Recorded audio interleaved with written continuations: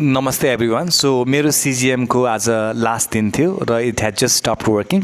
सकेपछि यसरी replace the sensor भनेर एउटा सिग्नल आउँछ। So you can't get any data from now on.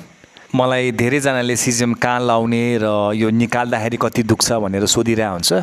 So आज म तपाईँलाई यो निकाल्ने प्रोसेस देखाउन चाहन्छु। नर्मली तपाईँले सिजिएम तपाईँ आफ्नो अन्डर आर्ममा या तपाईँको आफ्नो स्टमक बेलीमा लाउन सक्नुहुन्छ।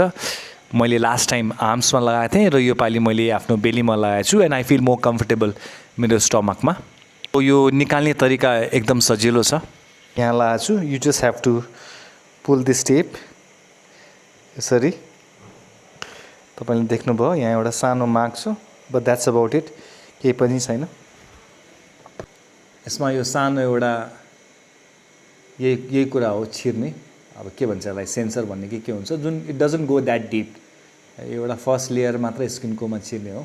सो यो सेन्सर 15 दिनको लागि तपाईँको बडीमा अट्याच हुन्छ and you can take shower with it, you can go swimming with it. लगभग सबै कुरा यो सेन्सर लाएर गर्न सक्नुहुन्छ तपाईँले।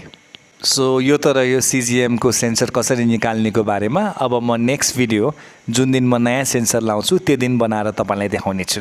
यदि तपाईँहरूलाई मैले बनाएको भिडियोहरू सन्देशमूलक लागिरहेछ, हजुरहरूले केही मात्रामा नयाँ कुरा सिक्दै हुनुहुन्छ भने भाइलाई एक सानो क्लिक गरेर फलो र सेयर गरिदिनुहोस् होला।